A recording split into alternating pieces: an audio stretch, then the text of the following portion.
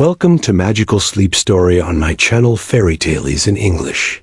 Tonight, let your mind drift and your heart soften as we journey through the gentle magic of A Christmas Carol, a timeless tale told slowly and softly to guide you into deep and peaceful rest. Marley was dead, to begin with. There is no doubt whatever about that. The register of his burial was signed by the clergyman, the clerk, the undertaker, and the chief mourner. Scrooge signed it, and Scrooge's name was good upon change for anything he chose to put his hand to. Old Marley was as dead as a door-nail.mind. I don't mean to say that I know of my own knowledge what there is particularly dead about a doornail. I might have been inclined myself to regard a coffin nail as the deadest piece of ironmongery in the trade. But the wisdom of our ancestors is in the simile, and my unhallowed hands shall not disturb it, or the country's done for. You will, therefore, permit me to repeat emphatically that Marley was as dead as a doornail. Scrooge knew he was dead? Of course he did. How could it be otherwise? Scrooge and he were partners for I don't know how many years. Scrooge was his sole executor, his sole administrator, his sole assign, his sole residuary legatee, his sole friend, and sole mourner. And even Scrooge was not so dreadfully cut up by the sad event, but that he was an excellent man of business on the very day of the funeral, and solemnized it with an undoubted bargain. The mention of Marley's funeral brings me back to the point one started from. There is no doubt that Marley was dead. This must be distinctly understood, or nothing wonderful can come of the story I'm going to relate. If we were not perfectly convinced that Hamlet's father died before the play began, there would be nothing more remarkable in his taking a stroll at night in an easterly wind upon his own ramparts than there would be in any other middle-aged gentleman rashly turning out after dark in a breezy spot, say St. Paul's churchyard, for instance, literally. To astonish his son's weak mind, Scrooge never painted out old Marley's name. There it stood, years afterwards, above the warehouse door. Scrooge and Marley. The firm was known as Scrooge and Marley.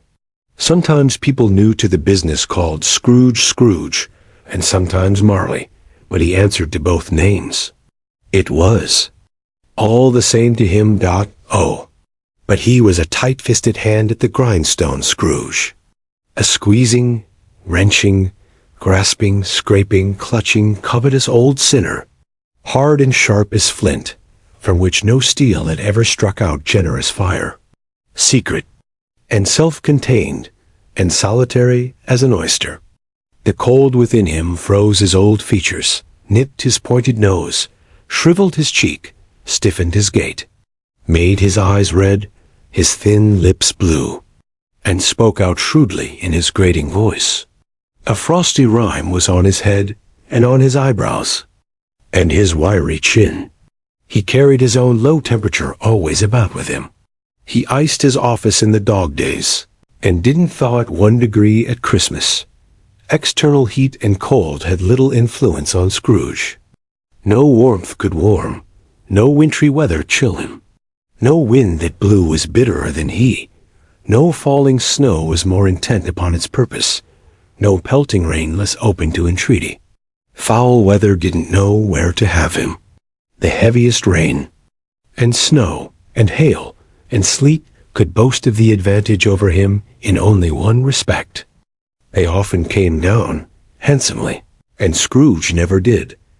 Nobody ever stopped him in the street to say, with gladsome looks, "My dear Scrooge, how are you? When will you come to see me?" No beggars implored him to bestow a trifle, no children asked him what it was o'clock. No man or woman ever once in all his life inquired the way to such and such a place of Scrooge. Even the blind men's dogs appeared to know him, and when they saw him coming on, would tug their owners into doorways and up courts, and then would wag their tails as though they said, "No eye at all is better than an evil-eye dark master." But what did Scrooge care? It was the very thing he liked. to edge his way along the crowded paths of life, warning all human sympathy to keep its distance, was what the knowing ones call nuts to Scrooge. Once upon a time of all the good days in the year, on Christmas Eve old Scrooge sat busy in his counting house. It was cold, bleak, biting weather, foggy withal, and he could hear the people in the court outside go wheezing up and down, beating their hands upon their breasts and stamping their feet upon the pavement stones to warm them. The city clocks had only just gone 3, but it was quite dark already. It had not been light all day, and candles were flaring in the windows of the neighboring offices, like ruddy smears upon the palpable brown air. The fog came pouring in at every chink and keyhole, and was so dense without that, although the court was of the narrowest, the houses opposite were mere phantoms. To see the dingy cloud come drooping down, obscuring everything, one might have thought that nature lived hard by, and was brewing on a large scale.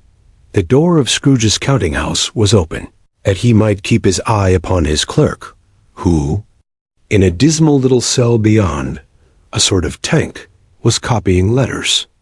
Scrooge had a very small fire, but the clerk's fire was so very much smaller that it looked like one coal. But he couldn't replenish it, for Scrooge kept the coal box in his own room. And so surely as the clerk came in with the shovel, the master predicted that it would be necessary for them to part. Wherefore the clerk put on his white comforter and tried to warm himself at the candle. In which effort, not being a man of strong imagination, he failed. "A Merry Christmas, Uncle. God save you," cried a cheerful voice. It was the voice of Scrooge's nephew, who came upon him so quickly that this was the first intimation he had of his approach. "Bah!" said Scrooge. "Humbug!" He had so heated himself with rapid walking in the fog and frost, this nephew of Scrooge's, that he was all in a glow. His face was ruddy and handsome. His eyes sparkled, and his breath smoked again. Christmas. "A humbug, Uncle," said Scrooge's nephew. "You don't mean that, I am sure." "I do," said Scrooge. "Merry Christmas. What right have you to be merry? What reason have you to be merry? You're poor enough." "Come, then," returned the nephew gaily. "What right have you to be dismal? What reason have you to be morose? You're rich enough?" Scrooge, having no better answer ready on the spur of the moment, said, "Bah!" again, and followed it up with humbug. "Don't be cross, Uncle," said the nephew. "What else can I be," returned the uncle, "when I live in such a world of fools as this?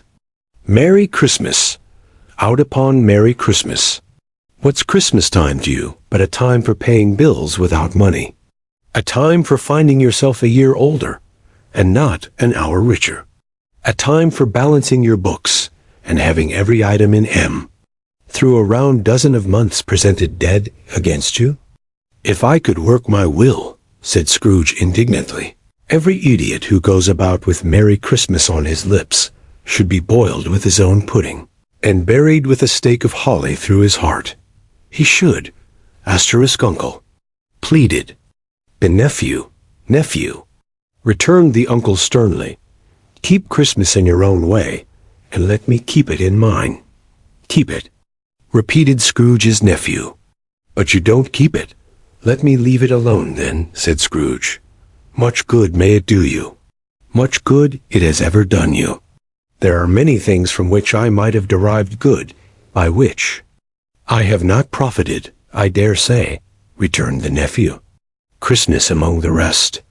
But I'm sure I have always thought of Christmas time, when it has come round apart from the veneration, due to its sacred name and origin, if anything belonging to it can be apart from that, as a good time. A kind, forgiving, charitable, pleasant time, the only time I know of in the long calendar of the year, when men and women seem by one consent to open their shut-up hearts freely, and to think of people below them as if they really were fellow passengers to the grave, and not another race of creatures bound on their journeys. And therefore, Uncle, though it has never put a scrap of gold or silver in my pocket. I believe that it has done me good and will do me good. And I say, God bless it." The clerk in the tank involuntarily applauded. Becoming immediately sensible of the impropriety, he poked the fire and extinguished the last frail spark forever. "Let me hear another sound from you," said Scrooge, "and you'll keep your Christmas by losing your situation. You're quite a powerful speaker, sir," he added, turning to his nephew. "I wonder you don't go into Parliament. Don't be angry, uncle. Come, dine with us tomorrow." Scrooge said that he would see him. Yes, indeed he did. He went the whole length of the expression, and said that he would see him in that extremity first. "But why?" cried Scrooge's nephew. "Why? Why did you get married?" said Scrooge. "Because I fell in love."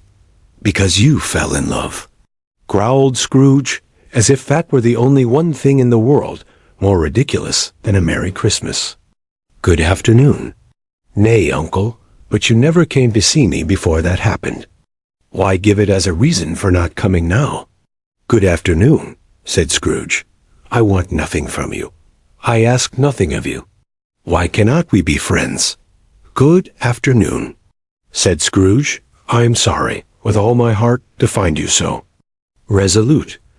We have never had any quarrel to which I have been a party. But I have made the trial in homage to Christmas, and I'll keep my Christmas humor to the last. So a Merry Christmas, uncle." "Good afternoon," said Scrooge, "and a Happy New Year." "Good afternoon," said Scrooge. His nephew left the room without an angry word, notwithstanding.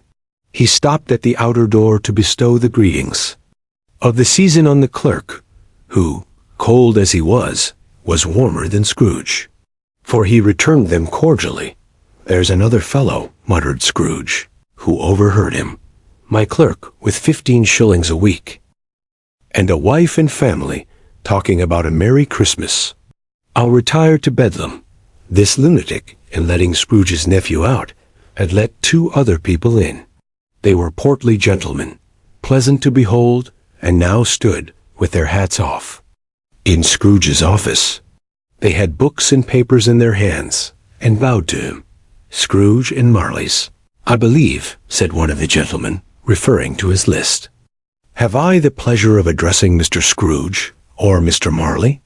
"Mr. Marley has been dead these 7 years," Scrooge replied. "He died 7 years ago, this very night.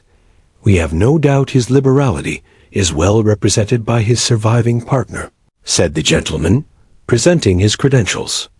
It certainly was, for they had been 2 kindred spirits. At the ominous word liberality, Scrooge frowned and shook his head, and handed the credentials back. "At this festive season of the year, Mr. Scrooge," said the gentleman, taking up a pen, "it is more than usually desirable that we should make some slight provision for the poor and destitute, who suffer greatly at the present time. Many thousands are in want of common necessaries. Hundreds of thousands are in want of common comforts." "Sir, are there no prisons?" asked Scrooge. "Plenty of prisons," said the gentleman, laying down the pen again. "And the Union workhouses?" demanded Scrooge. "Are they still in operation?" "They are." "Still," returned the gentleman, "I wish I could say they were not. The treadmill and the poor law are in full vigor then," said Scrooge. "Both very busy, sir." "Oh, I was afraid, from what you said at first, that something had occurred to stop them in their useful course," said Scrooge. "I am very glad to hear it. Under the impression that they scarcely furnish Christian cheer of mind or body to the multitude," returned the gentleman. "A few of us are endeavoring to raise a fund to buy the poor some meat and drink, and means of warmth. We choose this time because it is a time of all others, when want is keenly felt and abundance rejoices. What shall I put you down for?" "Nothing," Scrooge replied. "You wish to be anonymous?" "I wish to be left alone," said Scrooge. "Since you ask me what I wish, gentlemen, that is my answer. I don't make merry myself at Christmas, and I can't afford to make idle people merry. I help to support the establishments I have mentioned. They cost enough. And those who are badly off must go there. Many can't go there. And many would rather die. If they would rather die, said Scrooge, they had better do it and decrease the surplus population. Besides, excuse me, I don't know that, but you might know it, observed the gentleman. It's not my business, Scrooge returned. It's enough for a man to understand his own business, and not to interfere with other people's. Mine occupies me constantly. Good afternoon, gentlemen. Seeing clearly that it would be useless to pursue their point, the gentleman withdrew. Scrooge resumed his labors with an improved opinion of himself, and in a more facetious temper than was usual with him. Meanwhile, the fog and darkness thickened so that people ran about with flaring links, proffering their services to go before horses and carriages, and conduct them on their way.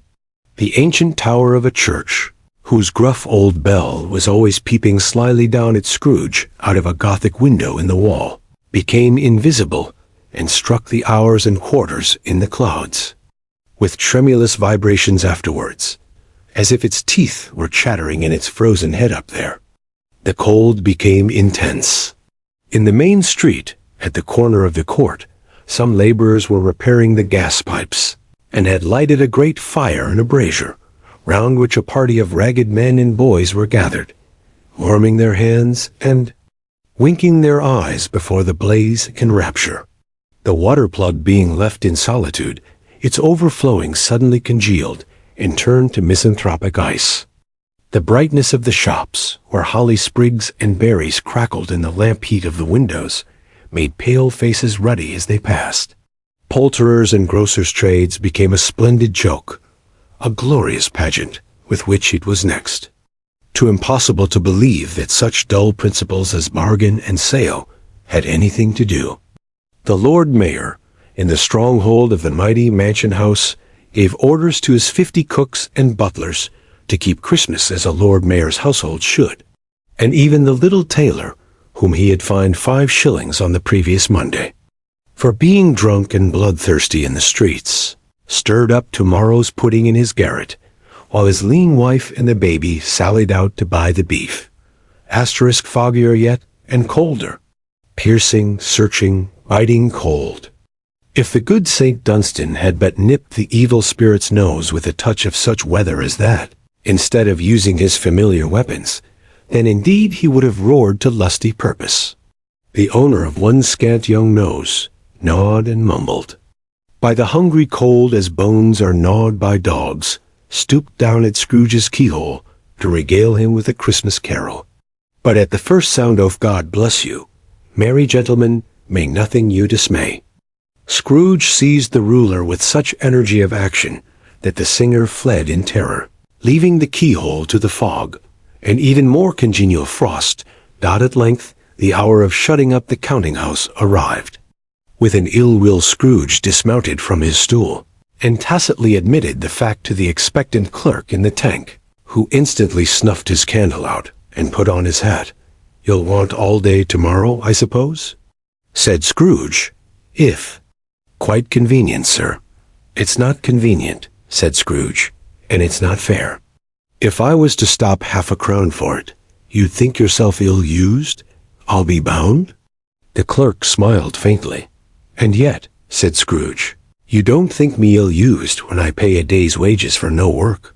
Asterisk. The clerk observed that it was only once a year, a poor excuse for picking a man's pocket, every 25th of December.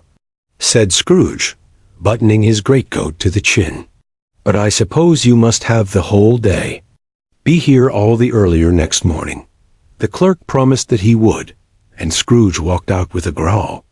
The office was closed in a twinkling, and the clerk, with the long ends of his white comforter dangling below his waist, for he boasted no greatcoat, went down a slide on Cornhill, at the end of a lane of boys, 20 times, in honor of its being Christmas Eve, and then ran home to Camden Town as hard as he could pelt, to play at blind man's buff.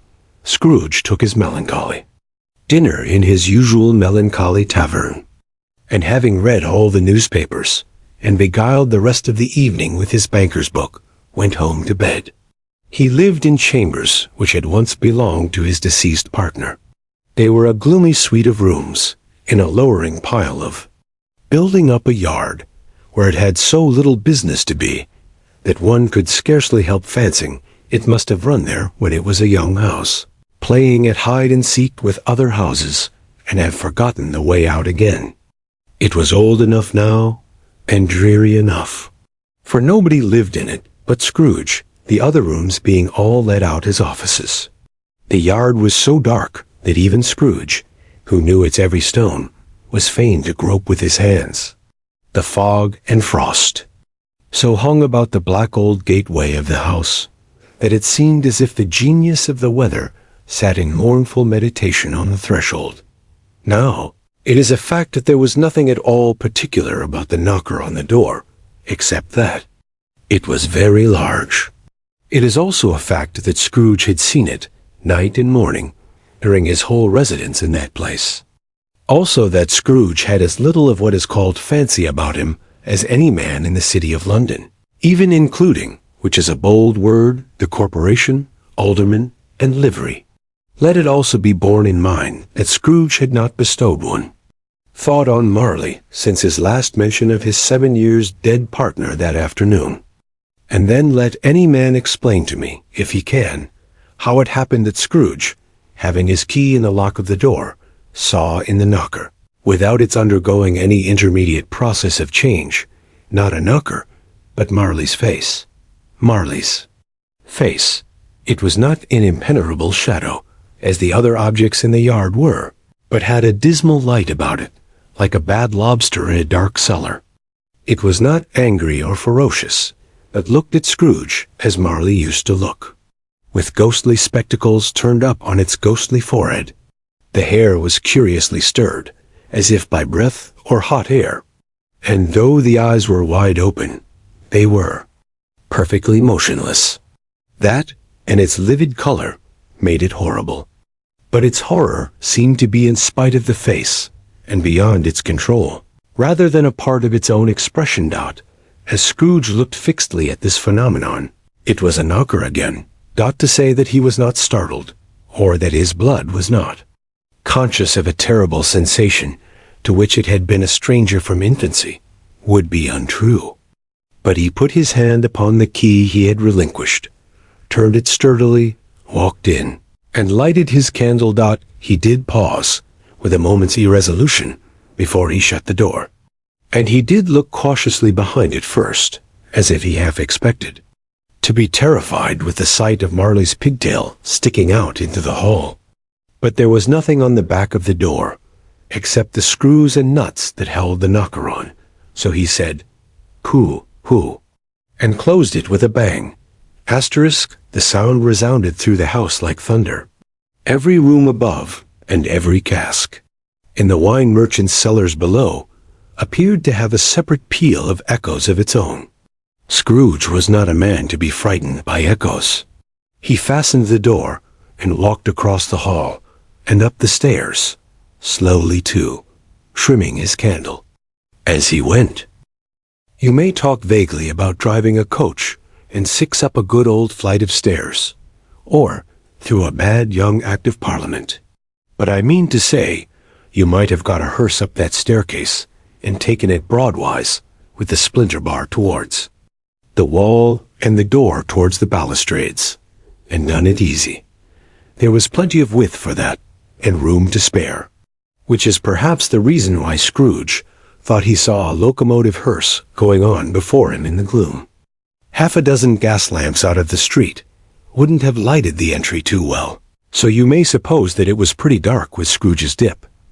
Up Scrooge went, not caring a button for that. Darkness is cheap, and Scrooge liked it. But before he shut his heavy door, he walked through his rooms to see that all was right.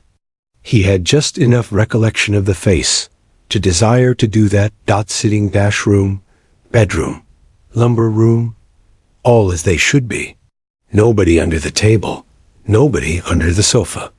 A small fire in the grate, spoon and basin ready.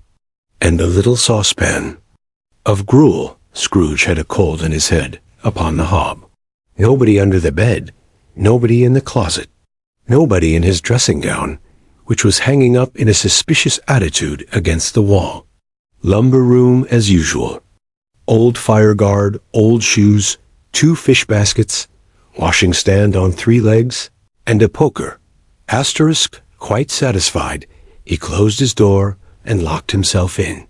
Double locked himself in, which was not his custom. Thus secured against surprise, he took off his cravat, put on his dressing gown and slippers, and his nightcap, and sat down before the fire to take his gruel. It was a very low fire indeed, nothing on such a bitter night. He was obliged to sit close to it and brood over it, before he could extract the least sensation of warmth from such a handful of fuel. The fireplace was an old one, built by some Dutch merchant long ago, and paved all round with quaint Dutch tiles, designed to illustrate the scriptures. There were Cains and Abels, Pharaoh's daughters, queens of Sheba, angelic messengers descending through the air on clouds like featherbeds, Abrahams, Belshazzars, apostles putting off to sea in butterboats, hundreds of figures to attract his thoughts. And yet that face of Marley, 7 years dead, came like the ancient prophet's rod and swallowed up the whole. If each smooth tile had been a blanket first, with power to shape some picture on its surface from the disjointed fragments of his thoughts, there would have been a copy of old Marley's head on every one. "Humbug," said Scrooge, and walked across the room. After several turns, he sat down again. As he threw his head back in the chair, his glance happened to rest upon a bell, a disused bell, that hung in the room and communicated, for some purpose now forgotten, with a chamber in the highest story of the building. It was with great astonishment, and with a strange, inexplicable dread, that, as he looked, he saw this bell begin to swing. It swung so softly in the outset that it scarcely made a sound. But soon it rang out loudly, and so did every bell in the house. This might have lasted half a minute, or a minute, but it seemed an hour. The bells ceased as they had begun, together. They were succeeded by a clanking noise deep down below, as if some person were dragging a heavy chain over the casks in the wine merchant's cellar. Scrooge then remembered to have heard that ghosts in haunted houses were described as dragging chains. The cellar door flew open with a booming sound, and then he heard the noise much louder on the floors below, then coming up the stairs, then coming straight towards his door. "It's humbug still," said Scrooge. "I won't believe it." His color changed, though, when, without a pause, it came on through the heavy door and passed into the room before his eyes. Upon its coming in, the dying flame leaped up as though it cried, "I know him, Marley's ghost," and fell again, the same face, the very same. Marley in his pigtail, usual waistcoat, tights, and boots. The tassels on the latter bristling, like his pigtail and his coat skirts, and the hair upon his head. The chain he drew was clasped about his middle. It was long and wound about him like a tail, and it was made, for Scrooge observed it closely, of cash boxes, keys, padlocks, ledgers, deeds, and heavy purses wrought in steel. His body was transparent, so that Scrooge, observing him, and looking through his waistcoat, could see the 2 buttons on his coat behind. Scrooge had often heard it said that Marley had no bowels, but he had never believed it until now. No, nor did he believe it even now, though he looked the phantom through and through, and saw it standing before him, though he felt the chilling influence of its death-cold eyes, and marked the very texture of the folded kerchief bound about its head and chin, which wrapper he had not observed before. He was still incredulous, and fought against his senses. "How?" "Now," said Scrooge, caustic and cold as ever. "What do you want with me?" "Much." Marley's voice. "No doubt about it. Who are you?" Ask me who I was. Who are you, then? Said Scrooge, raising his voice. You're particular for a shade. He was going to say, to a shade, but substituted this, as more appropriate. In life I was your partner, Jacob Marley. Can you sit down? Asked Scrooge, looking doubtfully at him. I can do it, then. Scrooge asked the question, because he didn't know whether a ghost so transparent might find himself in a condition to take a chair, and felt that in the event of its being impossible, it might involve the necessity of an embarrassing explanation. But the ghost sat down on the opposite side of the fireplace, as if he were quite used to it. You don't believe in me, observed the ghost. I don't, said Scrooge. What evidence would you have of my reality beyond that of your own senses? I don't know, said Scrooge. Why do you doubt your senses? Because, said Scrooge, a little thing affects them. A slight disorder of the stomach makes them cheats. You may be an undigested bit of beef, a blot of mustard, a crumb of cheese, a fragment of an underdone potato. There's more of gravy than of grave about you, whatever you are. Scrooge was not much in the habit of cracking jokes, nor did he feel in his heart by any means waggish then. The truth is that he tried to be smart as a means of distracting his own attention and keeping down his terror. For the spectre's voice disturbed the very marrow in his bones, not to sit staring at those fixed, glazed eyes in silence for a moment would play, Scrooge felt, the very deuce with him. There was something very awful, too, in the spectre's being, provided with an infernal atmosphere of his own. Scrooge could not feel it himself, but this was clearly the case. For though the ghost sat perfectly motionless, its hair and skirts and tassels were still agitated as by the hot vapor from an oven. You see this toothpick? Said Scrooge, returning quickly to the charge for the reason just assigned, and wishing, though it were only for a second, to divert the vision's stony gaze from himself. I do, replied the ghost. You are not looking at it, said Scrooge. But I see it, said the ghost, notwithstanding. Well, returned Scrooge, I have but to swallow this, and be for the rest of my days persecuted by a legion of goblins, all of my own creation. Humbug, I tell you, humbug. At this the spirit raised a frightful cry, and shook its chain with such a dismal and appalling noise that Scrooge held on tight to his chair to save himself from falling in a swoon. But how much greater was his horror when the phantom, taking off the bandage round his head, as if it were too warm to wear indoors, its lower jaw dropped down upon its breast. Scrooge fell upon his knees and clasped his hands before his face. Mercy, he said, dreadful apparition, why do you trouble me? Man of the worldly mind, replied the ghost, do you believe in me or not? I do, said Scrooge. I must, but why do spirits walk the earth, and why do they come to me?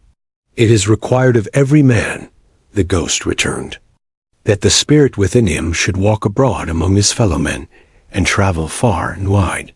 And if that spirit goes not forth in life, it is condemned to do so after death.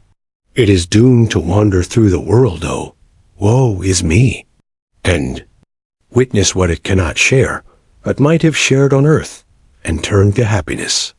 Again the spectre raised a cry, and shook its chain and wrung its shadowy hands. You are fettered, said Scrooge, trembling. Tell me why? I wear the chain I forged in life, replied the ghost. I made it link by link, and yard by yard. I girded it on of my own free will, and of my own free will I wore it. Is its pattern strange to you? Scrooge trembled more and more.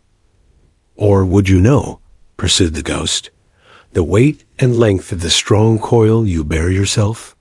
It was full as heavy, and as long as this 7 Christmas Eves ago. You have labored on it since. It is a ponderous chain. Scrooge glanced about him on the floor, in the expectation of finding himself surrounded by some 50 or 60 fathoms of iron cable, but he could see nothing. "Jacob," he said imploringly. "Old Jacob Marley, tell me more. Speak comfort." "To me, Jacob, I have none to give," the ghost replied. "It comes from other regions, Ebenezer Scrooge, and is conveyed by other ministers to other kinds of men.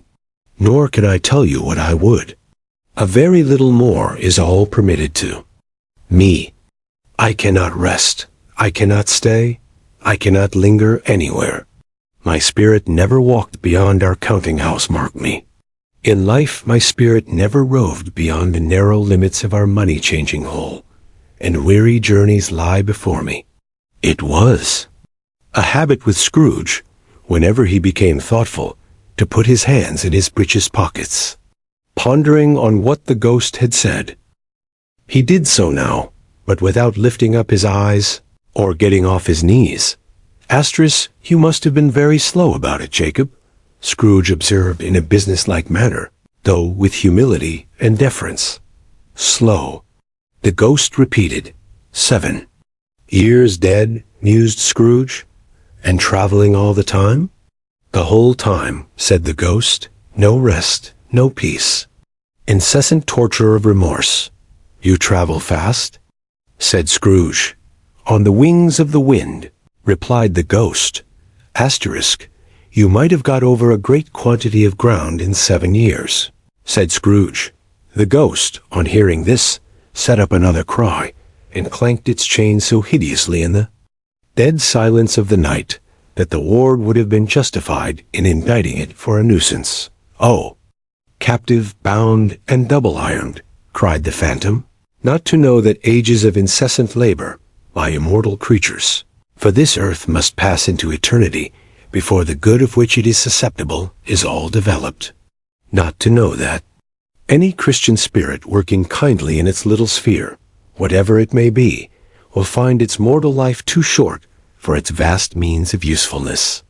Not to know that no space of regret can make amends for one life's opportunities misused. Yet, such was I. Oh, such was I. But you were always a good man of business, Jacob," faltered Scrooge, who now began to apply this to himself. "Business," cried the ghost, wringing its hands again. "Mankind was my business. The common welfare was my business. Charity, mercy, forbearance, and benevolence were all my business. The dealings of my trade were but a drop of water in the comprehensive ocean of my business. It held up its chain at arm's length, as if that were the cause of all its unavailing grief, and flung it heavily upon the ground again. At this time of the rolling year, the spectre said, I suffer most. Why did I walk through crowds of fellow beings with my eyes turned down, and never raise them to that blessed star which led the wise men to a poor abode? Were there no poor homes to which its light would have conducted me? Scrooge was very much dismayed to hear the spectre going on at this rate, and began to quake exceedingly. Hear me, cried the ghost. My time is nearly gone. I will, said Scrooge, but don't be hard upon me. Don't be flowery, Jacob. Pray, how it is that I appear before you in a shape that you can see, I may not tell. I have sat invisible beside you many and many a day. It was not an agreeable idea.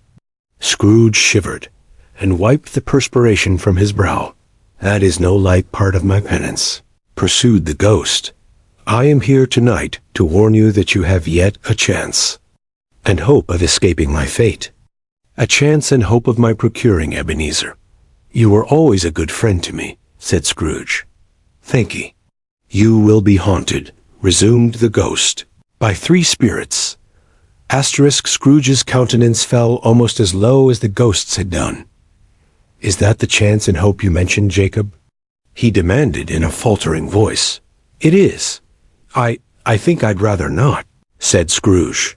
Without their visits, said the ghost, you cannot hope to shun the path I tread. Expect the first tomorrow when the bell tolls 1.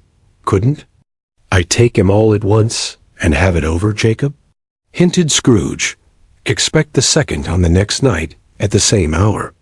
The third upon the next night, when the last stroke of 12 has ceased to vibrate.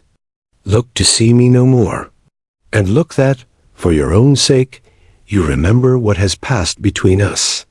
When it had said these words, a spectre took its wrapper from the table and bound it round its head as before. Scrooge knew this by the smart sound its teeth made when the jaws were brought together by the bandage. He ventured to raise his eyes again, and found his supernatural visitor confronting him in an erect attitude, with its chain wound over and about its arm. Asterisk, the apparition walked backward from him, and at every step it took, the window raised itself a little, so that, when the spectre reached it, it was wide open. It beckoned Scrooge to approach, which he did. When they were within 2 paces of each other, Marley's ghost held up its hand, warning him to come no nearer. Scrooge stopped, not so much in obedience as in surprise and fear. For, on the raising of the hand, he became sensible of confused noises in the air, incoherent sounds of lamentation and regret, wailings inexpressibly sorrowful and self-accusatory. The spectre, after listening for a moment, joined in the mournful dirge, and floated out upon the bleak, dark night. Scrooge followed to the window, desperate in his curiosity. He looked out. The air was filled with phantoms, wandering hither and thither in restless haste, and moaning as they went. Every one of them wore chains like Marley's ghost.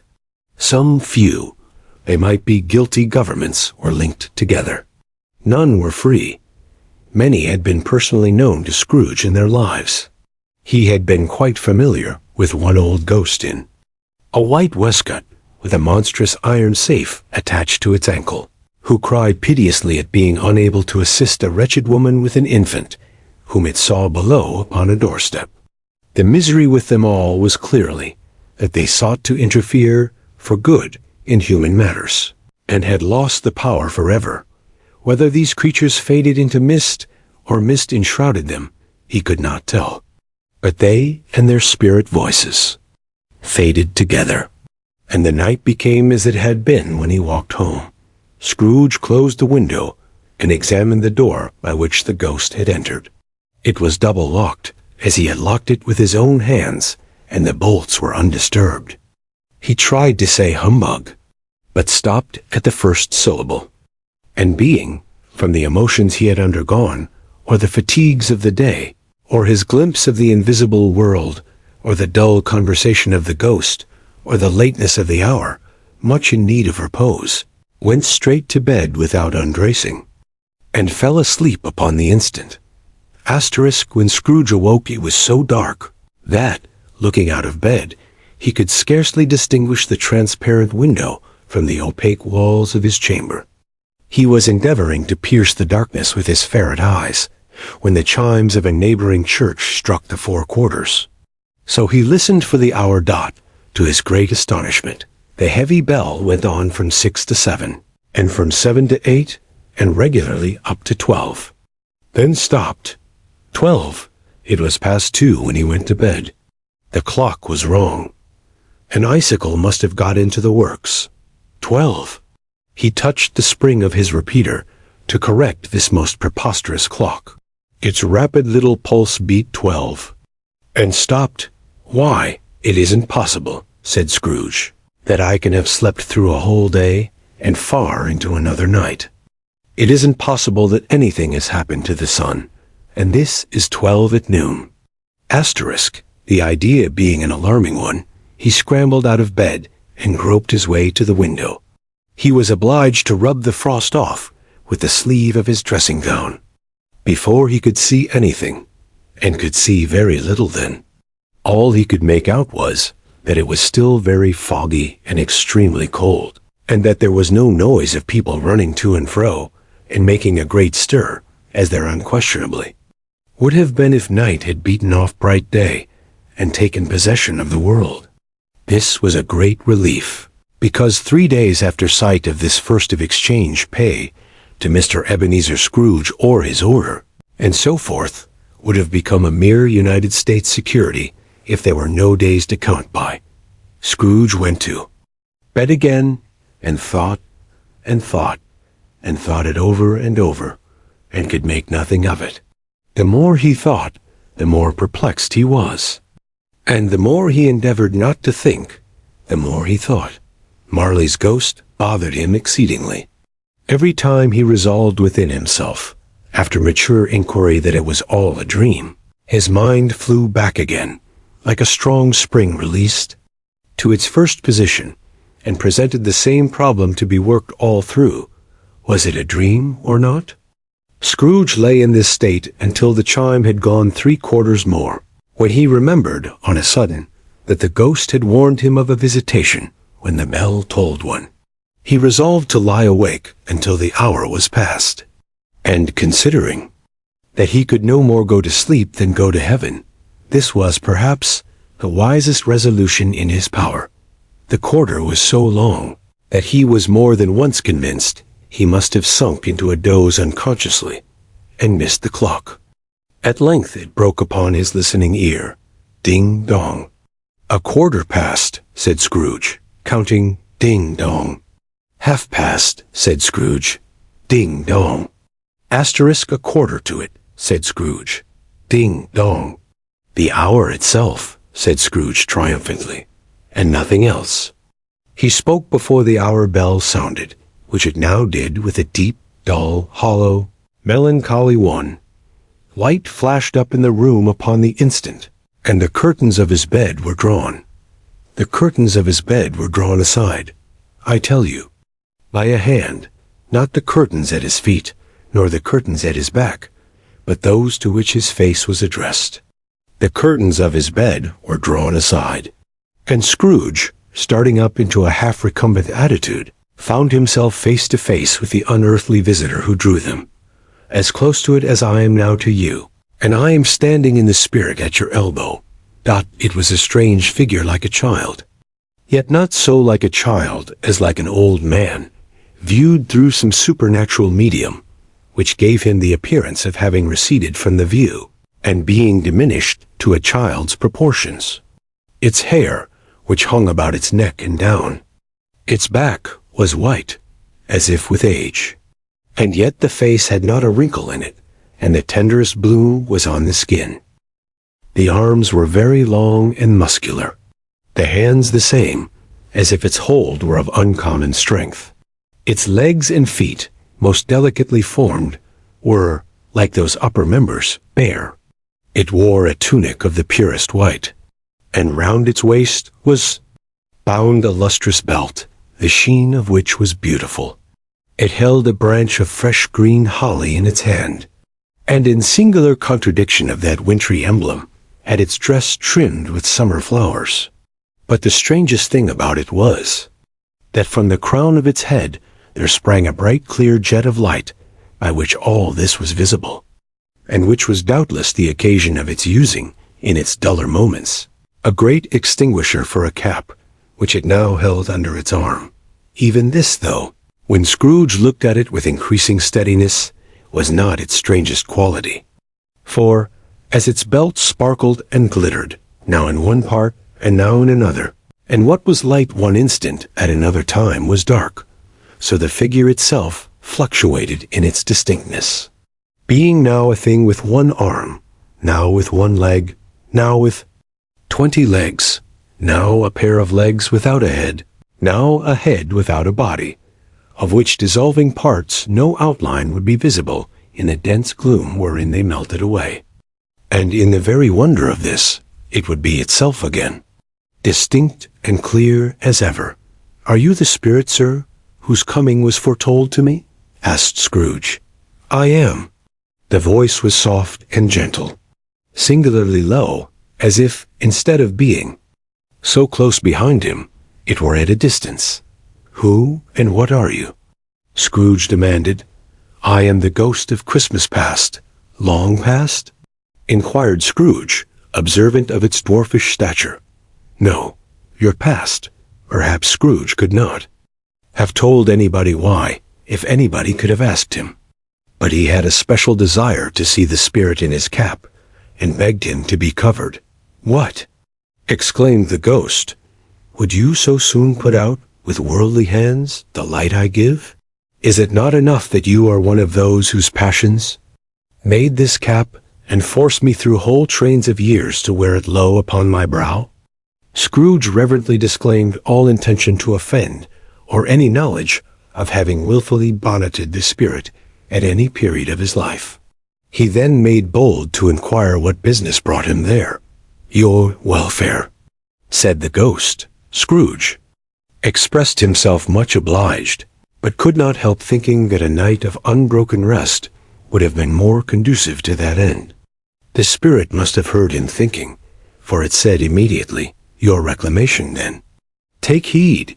It put out its strong hand as it spoke, and clasped him gently by the arm. "Rise, and walk with me."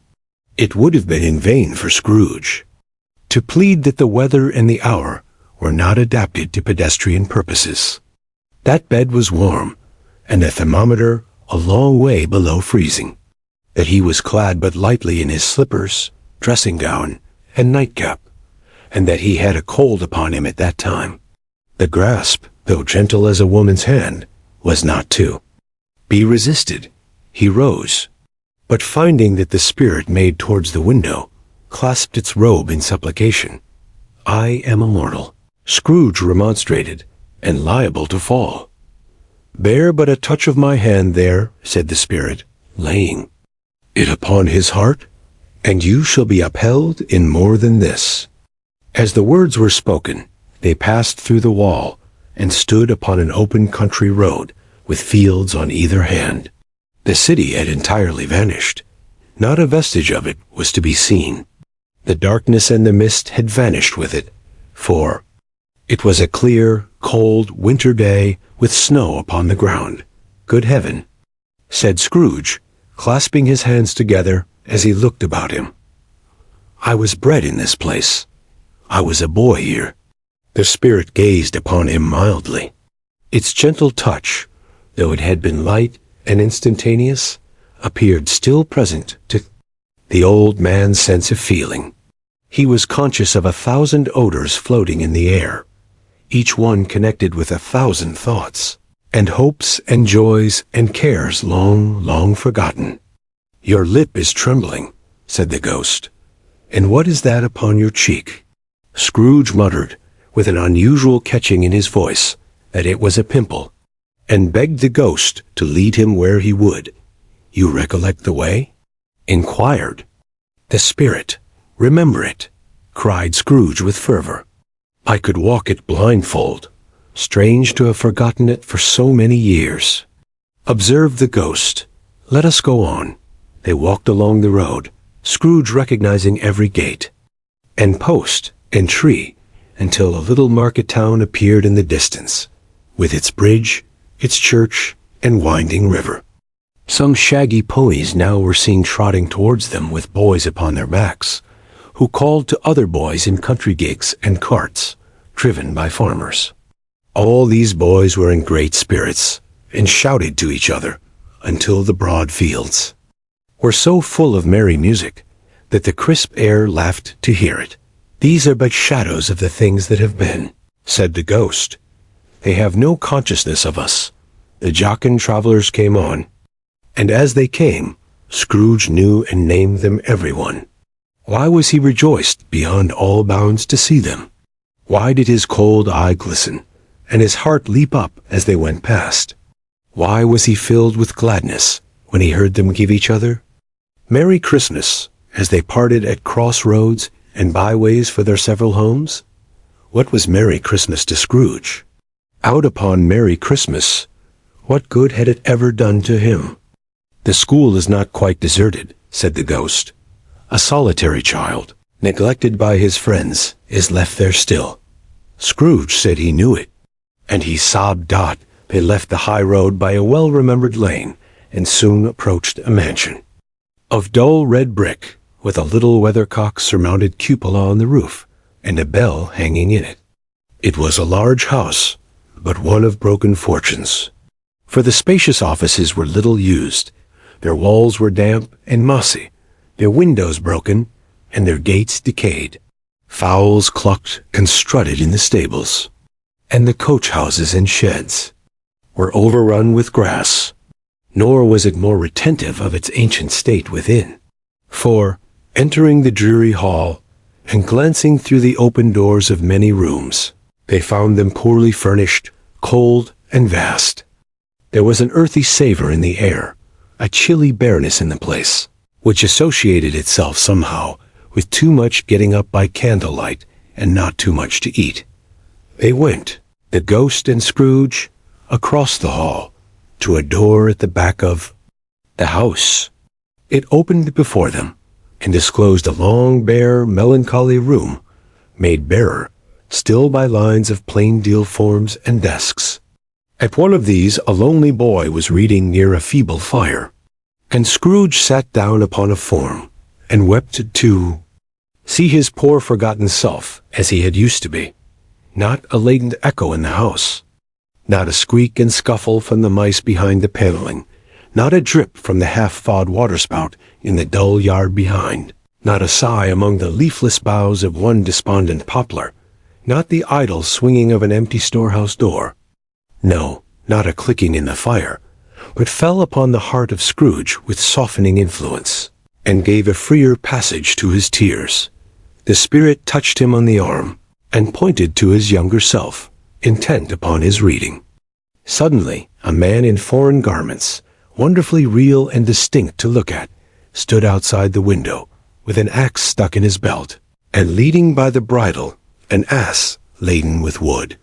"Why, it's Ali Baba!" Scrooge exclaimed in ecstasy.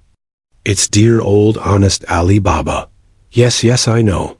One Christmas time, when yonder solitary child was left here all alone, he did come, for the first time, just like that. Poor boy. And Valentine," said Scrooge, "and his wild brother Orson.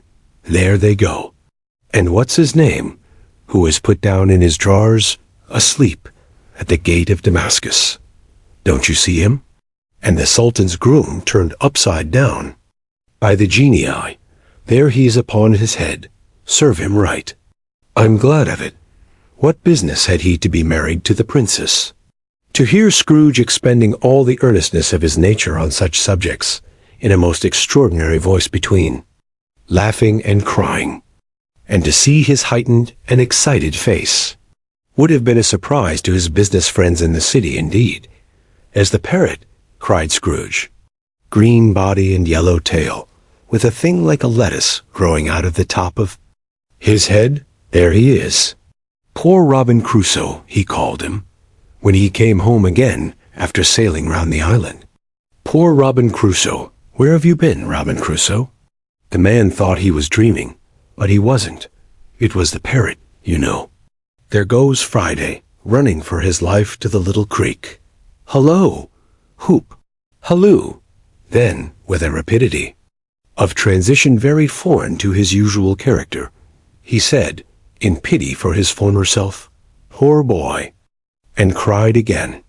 "I wish," Scrooge muttered, putting his hand in his pocket, and looking about him, after drying his eyes with his cuff. "But it's too late now? What is the matter?" asked the spirit. "Nothing," said Scrooge. "Nothing. There was a boy singing a Christmas carol at my door last night. I should like to have given him something. That's all." The ghost smiled thoughtfully, and waved its hand, saying as it did so, "Let us see another Christmas." Scrooge's former self grew larger at the words, and the room became a little darker and more dirty. The panels shrunk, the windows cracked. Fragments of plaster fell out of the ceiling, and the naked laths were shown instead. But how all this was brought about Scrooge knew no more than you do. He only knew that it was quite correct, that everything had happened so, that there he was, alone again when all the other boys had gone home for the jolly holidays. He was not reading now, but walking up and down despairingly. Scrooge looked at the ghost, and with a mournful shaking of his head, glanced anxiously towards the door it opened, and a little girl, much younger than the boy, came darting in, and, putting her arms about his neck, and often kissing him, addressed him as her dear, dear brother. "I have come to bring you home, dear brother," said the child, clapping her tiny hands and bending down to laugh. "To bring you home, home, home, home, little Fan," returned the boy. "Yes," said the child, brimful of glee, "home for good and all. Home for ever and ever. Father is so much kinder than he used to be. At home's like heaven. He spoke so gently to me one dear night when I was going to bed that I was not afraid to ask him once more if he might come home. And he said, 'Yes, you should,' and sent me in a coach to bring you. And you're to be a man," said the child, opening her eyes, "and are never to come back here. But first we're to be together all the Christmas long and have the merriest time in all the world. You are quite a woman, little Fan," exclaimed the boy. She clapped her hands and laughed and tried to touch his head, but being too little laughed again and stood on tiptoe to embrace him. Then she began to drag him in her childish eagerness towards the door, and he, nothing loath to go, accompanied her. A terrible voice in the hall cried, "Bring down master." Scrooge's box there, and in the hall appeared the schoolmaster himself, who glared on Master Scrooge with a ferocious condescension, and threw him into a dreadful state of mind by shaking hands with him.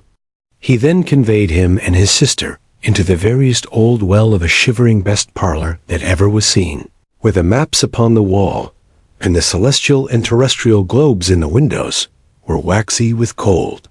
Here he produced a decanter of curiously light wine, and a block of curiously heavy cake, and administered installments of those dainties to the young people, at the same time sending out a meager servant to offer a glass of something to the postboy, who answered that he thanked the gentleman, but if it was the same tap as he had tasted before, he had rather not. Master Scrooge's trunk being by this time tied on to the top of the chaise, the children bade the schoolmaster good-bye right willingly, and getting into it, drove gaily down the garden sweep, the quick wheels dashing the hoar-frost and snow from off the dark leaves of the evergreens like spray.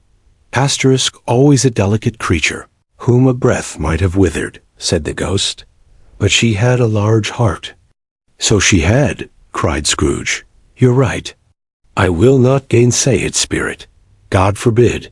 She died a woman, said the ghost, and had, as I think, children. One child. Scrooge returned. True, said the ghost. Your nephew. Scrooge seemed uneasy in his mind, and answered briefly, yes. Although they had at that moment left the school behind them, they were now in the busy thoroughfares of a city, where shadowy passengers passed and repassed, where shadowy carts and coaches battled for the way, and all the strife and tumult of a real city were.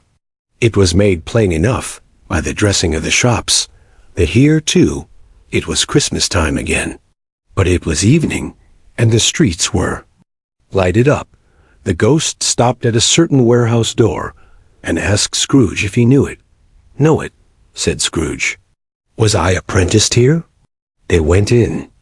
At sight of an old gentleman in a Welsh wig, sitting behind such a high desk, that if he had been 2 inches taller, he must have knocked his head against the ceiling, Scrooge cried in great excitement, Why, it's old Fezziwig.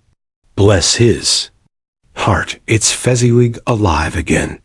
Old Fezziwig laid down his pen and looked up at the clock, which pointed to the hour of 7. He rubbed his hands, adjusted his capacious waistcoat, laughed all over himself, from his shoes to his organ of benevolence, and called out in a comfortable, oily, rich, fat, jovial voice, Yo-ho, there, Ebenezer, Dick. Scrooge's former self, now grown a young man, came briskly in, accompanied by his fellow prentice. Dick Wilkins, to be sure, said Scrooge to the ghost. Bless me, yes, there he is. He was very much attached to me, was Dick. Poor Dick. Dear, dear. Yo. Ho, my boys, said Fezziwig. No more work tonight. Christmas Eve, Dick. Christmas, Ebenezer.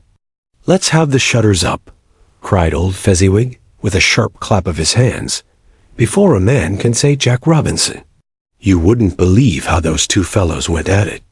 They charged into the street with the shutters 1, 2, 3 had him up in their places, 4, 5, 6 barred him, and pinned him 7, 8, 9, and came back before you could have got to 12, panting like racehorses. Hilly-ho, cried old Fezziwig, skipping down from the high desk with wonderful agility. Clear away, my lads, and let's have lots of room here. Hilly-ho, Dick. Cheer up, Ebenezer. Clear away. There was nothing they wouldn't have cleared away, or couldn't have cleared away, with old Fezziwig looking on. It was done in a minute. Every movable was packed off, as if it were dismissed from public life forevermore. The floor was swept and watered, the lamps were trimmed, fuel was heaped upon the fire, and the warehouse was as snug and warm and dry and bright a ballroom as you would desire to see upon a winter's night. In came a fiddler with a music book, and went up to the lofty desk, and made an orchestra of it, and tuned like 50. Stomach aches. In came Mrs. Fezziwig, one vast substantial smile. In came the 3 Miss Fezziwigs, beaming and lovable. In came the 6 young followers, whose hearts they broke. In came all the young men and women employed in the business. In came the housemaid, with her cousin the baker. In came the cook, with her brother's particular friend the milkman. In came the boy from over the way, who was suspected of not having bored enough from his master, trying to hide himself behind the girl from next door, but one who was proved to have had her ears pulled by her mistress. And they all came, one after another, some shyly, some boldly, some gracefully, some awkwardly, some pushing, some pulling. And they all came, anyhow and everyhow. Away they all went, 20 couple at once, hands half round and back again the other way, down the middle and up again, round and round in various stages of affectionate grouping. Old top couple always, turning up in the wrong place. New top couple starting off again as soon as they got there. All top couples at last, and not a bottom one to help them. When this result was brought about, old Fezziwig, clapping his hands to stop the dance, cried, "Out, well done!" And the fiddler plunged his hot face into a pot of porter, especially provided for that purpose. But scorning rest upon his reappearance, he instantly began again, though there were no dancers yet, as if the other fiddler had been carried home, exhausted on a shutter, and he were a brand new man, resolved to beat him out of sight or perish. Asterisk there were more dances, and there were forfeits, and more dances, and there was cake, and there was negus, and there was a great piece of cold roast, and there was a great piece of cold boiled, and there were mince pies, and plenty of beer. But the great effect of the evening came after the roast and boiled, when the fiddler, an artful dog mind, the sort of man who knew his business better than you, or I could have told it him, struck up Sir Roger de Coverley. Then old Fezziwig stood out to dance with Mrs. Fezziwig, top couple too, with a good stiff piece of work cut out for them. 3 or 4 and 20 pair of partners, people who were not to be trifled with, people who would dance and had no notion of walking. But if they had been twice as many, 4 times old, Fezziwig would have been a match for them, and so would Mrs. Fezziwig. As to her, she was worthy to be his partner in every sense of the term. If that's not high praise, tell me higher, and I'll use it. A positive light appeared to issue from Fezziwig's calves. They shone in every part of the dance like moons. You couldn't have predicted, at any given time, what would become of them next. And when old Fezziwig and Mrs. Fezziwig had gone all through the dance, advance and retire, both hands to your partner, bow and curtsy, corkscrew, thread the needle, and back again to your place. Fezziwig cut so deftly, that he appeared to wink with his legs, and came upon his feet again without a stagger. The clock struck 11. This domestic ball broke up. Mr. and Mrs. Fezziwig took their stations, one on either side the door, and shaking hands with every person individually as he or she went out, wished him or her a Merry Christmas. When everybody had retired, but the two prentices, they did the same to them. And thus the cheerful voices died away, and the lads were left to their beds, which were under a counter in the back shop.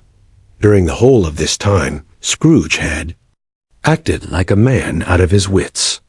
His heart and soul were in the scene, and with his former self.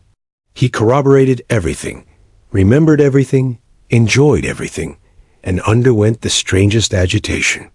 It was not until now, when the bright faces of his former self and Dick were turned from them, that he remembered the ghost, and became conscious that it was looking full upon him, while the light upon its head burnt very clear. "A small matter," said the ghost, "to make these silly folks so full of gratitude." "Small," echoed Scrooge. The spirit signed to him to listen to the two apprentices, who were pouring out their hearts in praise of Fezziwig. And when he had done so, said, "Why, is it not? He has spent but a few pounds of your mortal money, 3 or 4 perhaps. Is that so much that he deserves this praise?" "It isn't that," said Scrooge, heated by the remark, and speaking unconsciously like his former, not his latter self. "It isn't that, spirit. He has the power to render us happy or unhappy, to make our service light or burdensome, a pleasure or a toil. Say that his power lies in words and looks, in things so slight and insignificant that it is impossible to add and count him up. What then? The happiness he gives is quite as great as if it cost a fortune." He felt the spirit's glance, and stopped. "What is the matter?" asked the ghost. "Nothing particular," said Scrooge. "Something, I think?" The ghost insisted. "No," said Scrooge, "no. I should like to be able to say a word or two to my clerk just now. That's all." His former self turned down the lamps as he gave utterance to the wish. And Scrooge and the ghost again stood side by side in the open air. "My time grows short," observed the spirit. "Quick!" This was not addressed to Scrooge, or to anyone whom he could see, but it produced an immediate effect. For again, Scrooge saw himself. He was older now, a man in the prime of life. His face had not the harsh and rigid lines of later years, but it had begun to wear the signs of care and avarice. There was an eager, greedy, restless motion in the eye, which showed the passion that had taken root, and where the shadow of the growing tree would fall. He was not alone, but sat by the side of a fair young girl in a mourning dress, in whose eyes there were tears, which sparkled in the light that shone out of the ghost of Christmas past. "It matters little," she said, softly. "To you, very little. Another idol has displaced me. And if it can cheer and comfort you in time to come, as I would have tried to do, I have no just cause to grieve." "What idol has displaced you?" he rejoined. "A golden one. This is the even-handed dealing of the world," he said. "There is nothing on which it is so hard as poverty, and there is nothing it professes to condemn with such severity as the pursuit of wealth." "You fear the world too much," she answered gently. "All your other hopes have merged into the hope of being beyond the chance of its sordid reproach. I have seen your nobler aspirations fall off one by one until the master passion gain engrosses you. Have I not? What then?" he retorted. "Even if I have grown so much wiser, what then? I am not changed towards you." She shook her head. "Am I? Our contract is an old one. It was made when we were both poor and content to be so, until, in good season, we could improve our worldly fortune by our patient industry. You are changed. When it was made, you are another man. I was a boy," he said impatiently. "Your own feeling tells you that you are not what you are." She returned, I am. That which promised happiness when we were one in heart is fraught with misery now that we are two. How often and how keenly I have thought of this I will not say. It is enough that I have thought of it, and can release you. Have I ever sought release? In words? No, never. In what then? In a changed nature, in an altered spirit, in another atmosphere of life, another hope as its great end, in everything that made my love of any worth or value in your sight. If this had never been between us, said the girl, looking mildly, but with steadiness, upon him, tell me, would you seek me out and try to win me now? Ah, no. He seemed to yield to the justice of this supposition, in spite of himself. But he said, with a struggle, You think not. I would gladly think otherwise if I could, she answered. Heaven knows. When I have learned a truth like this, I know how strong and irresistible it must be. But if you were free today, tomorrow, yesterday, can even I believe that you would choose a dowerless girl, you who, in your very confidence with her, weigh everything by gain? Or, choosing her, if for a moment you were false enough to your one guiding principle to do so, do I not know that your repentance and regret would surely follow? I do, and I release you, with a full heart, for the love of him you once were. Asterisk, he was about to speak. But with her head turned from him, she resumed, You may the memory of what is past have, makes me hope you will have pain in this. A very, very brief time, and you will dismiss the recollection of it gladly, as an unprofitable dream, from which it happened, well that you awoke. May you be happy in the life you have chosen. She left him, and they parted. Spirit, said Scrooge, show me no more. Conduct me home. Why do you delight to torture me? One shadow more. Exclaimed the ghost. No more, cried Scrooge. No more. I don't wish to see it. Show me no more. But the relentless ghost pinioned him in both his arms, and forced him to observe what happened next. They were in another scene and place. A room not very large or handsome, but full of comfort. Near to the winter fire sat a beautiful young girl, so like that last that Scrooge believed it was the same, until he saw her, now a comely matron, sitting opposite her daughter. The noise in this room was perfectly tumultuous, for there were more children there than Scrooge, in his agitated state of mind, could count. And, unlike the celebrated herd in the poem, they were not 40 children conducting themselves like one, but every child was conducting itself like 40. The consequences were uproarious beyond belief, but no one seemed to care. On the contrary, the mother and daughter laughed heartily, and enjoyed it very much. And the latter, soon beginning to mingle in the sports, got pillaged by the young brigands most ruthlessly. What would I not have given to be one of them? Though I never could have been so rude. No, no. I wouldn't for the wealth of all the world have crushed that braided hair, and torn it down. And for the precious little shoe, I wouldn't have plucked it off, God bless my soul, to save my life. As to measuring her waist in sport, as they did, old young brood, I couldn't have done it. I should have expected my arm to have grown round it for a punishment, and never come straight again. And yet I should have dearly liked, I own, to have touched her lips, to have questioned her, that she might have opened them, to have looked upon the lashes of her downcast eyes, and never raised a blush, to have let loose waves of hair, an inch of which would be a keepsake beyond price. In short, I should have liked, I do confess, to have had the lightest license of a child, and yet to have been man enough to know its value. Asterisk, but now a knocking at the door was heard, and such a rush immediately ensued that she, with laughing face and plundered dress, was borne towards it the center of a flushed and boisterous group, just in time to greet the father, who came home attended by a man laden with Christmas toys and presents. Then the shouting and the struggling, and the onslaught that was made on the defenseless porter. The scale in him, with chairs for ladders, to dive into his pockets, despoil him of brown paper parcels, hold on tight by his cravat, hug him round his neck, pummel his back, and kick his legs in irrepressible affection. The shouts of wonder and delight with which the development of every package was received. The terrible announcement that the baby had been taken in the act of putting a doll's frying pan into his mouth, and was more than suspected of having swallowed a fictitious turkey glued on a wooden platter. The immense relief of finding this. A false alarm. The joy and gratitude and ecstasy. They are all indescribable alike.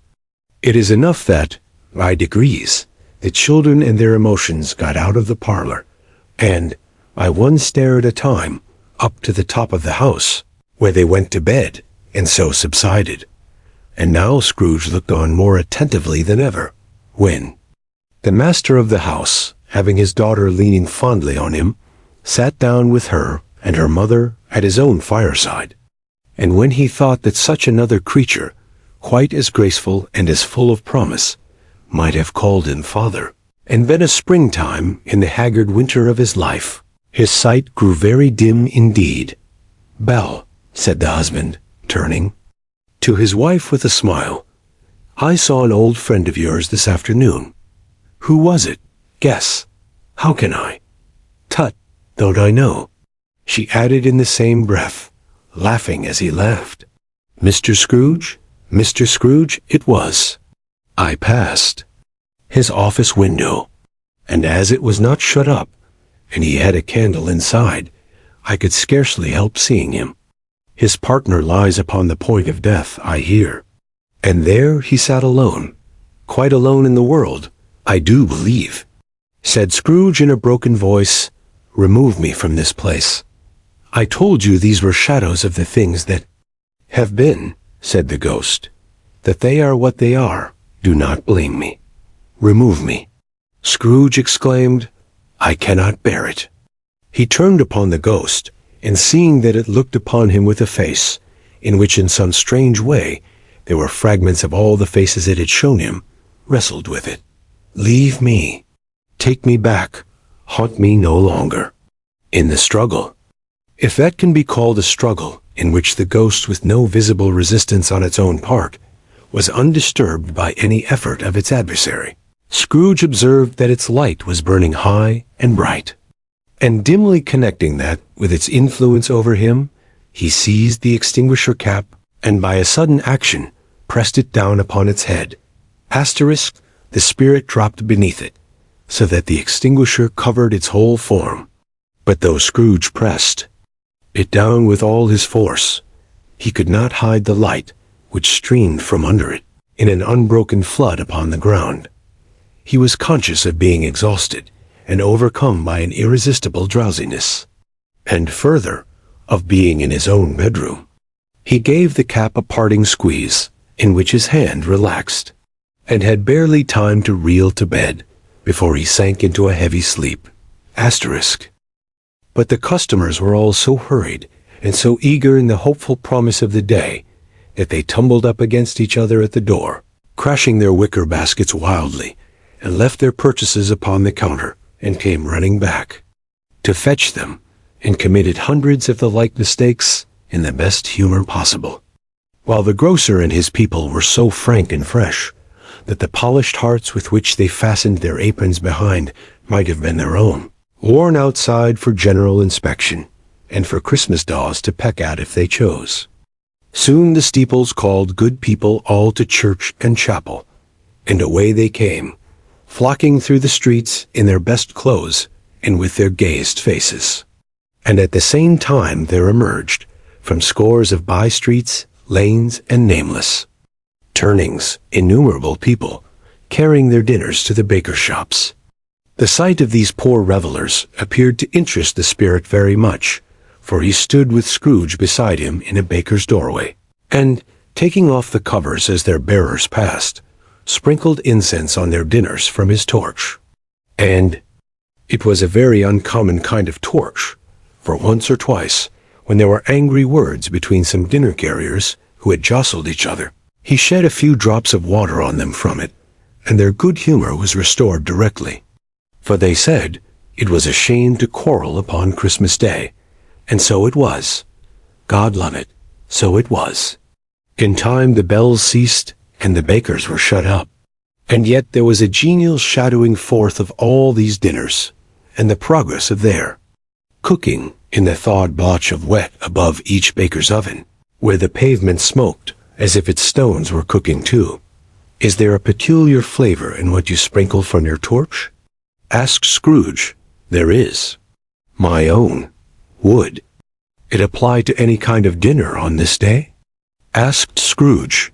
To any kindly given. To a poor one most. Why to a poor one most? Asked Scrooge. Because it needs it most, spirit. Said Scrooge. After a moment's thought, I wonder you, of all the beings in the many worlds about us, should desire to cramp these people's opportunities of innocent enjoyment. Cried the spirit. You would deprive them of their means of dining every seventh day, often the only day on which they can be said to dine at all, said Scrooge. Wouldn't you? Aye, cried the spirit. You seek to close these places on the seventh day, said Scrooge. And it comes to the same thing. I seek, exclaimed the spirit. Forgive me if I am wrong. It has been done in your name, or at least in that of your family, said Scrooge. There are some upon this earth of yours, returned the spirit, who lay claim to know us, and who do their deeds of passion, pride, ill will, hatred, envy, bigotry, and selfishness in our name, who are as strange to us and all our kith and kin as if they had never lived. Remember that, and charge their doings on themselves, not us. Scrooge promised that he would, and they went on, invisible, as they had been before, into the suburbs of the town. It was a remarkable quality of the ghost, which Scrooge had observed at the baker's, that notwithstanding his gigantic size, he could accommodate himself to any place with ease, and that he stood beneath a low roof quite as gracefully, and like a supernatural creature, as it was possible he could have done in any lofty hall. And perhaps it was the pleasure the good spirit had in showing off this power of his, or else it was his own kind, generous, hearty nature, and his sympathy with all poor men, that led him straight to Scrooge's clerks. For there he went, and took Scrooge with him, holding to his robe. And on the threshold of the door, the spirit smiled, and stopped to bless Bob Cratchit's dwelling with the sprinklings of his torch. Think of that. Bob had but 15 bob a week himself. He pocketed on Saturdays but 15 copies of his Christian name. And yet the ghost of Christmas present blessed his 4-roomed house. Then up rose Mrs. Cratchit, Cratchit's wife, dressed out but poorly in a twice-turned gown, but brave in ribbons, which are cheap, and make a goodly show for sixpence. And she laid the cloth, assisted by Belinda Cratchit, second of her daughters, also brave in ribbons, while Master Peter Cratchit plunged a fork into the saucepan of potatoes, and getting the corners of his monstrous shirt-collar, Bob's private property, conferred upon his son and heir in honor of the day, into his mouth, rejoiced to find himself so gallantly attired, and yearned to show his linen in the fashionable parks. And now 2 smaller Cratchits, boy and girl, came tearing in, screaming that outside the baker's they had smelt the goose, and known it for their own, and basking in luxurious thoughts of sage and onion. These young Cratchits danced about the table, and exalted Master Peter Cratchit to the skies, while he, not proud, although his collars nearly choked him, blew the fire until the slow potatoes, bubbling up, knocked loudly at the saucepan lid to be let out and peeled. "What has ever got your precious father, then?" said Mrs. Cratchit. "And your brother, Tiny Tim? And Martha warn't as late last Christmas Day by half an hour." "Here's Martha, mother," said a girl, appearing as she spoke. "Here's Martha, mother," cried the 2 young Cratchits. "Hurrah! There's such a goose, Martha," "Why, bless your heart alive, my dear, how late you are," said Mrs. Cratchit, kissing her a dozen times, and taking off her shawl and bonnet for her with officious zeal. "We'd a deal of work to finish up last night," replied the girl, "and had to clear away this morning, mother." "Well, never mind so long as you are come," said Mrs. Cratchit. "Sit you down before the fire, my dear, and have a warm, Lord bless ye." "No, no, there's father coming," cried the two young Cratchits, who were everywhere at once. "Hide, Martha, hide." So Martha hid herself, and in came little Bob, the father, with at least 3 feet of comforter, exclusive of the fringe, hanging down before him, and his threadbare clothes darned up and brushed to look seasonable, and Tiny Tim upon his shoulder. Alas for Tiny Tim, he bore a little crutch, and had his limbs supported by an iron frame. "Why, where's our Martha?" cried Bob Cratchit, looking round. "Not coming," said Mrs. Cratchit.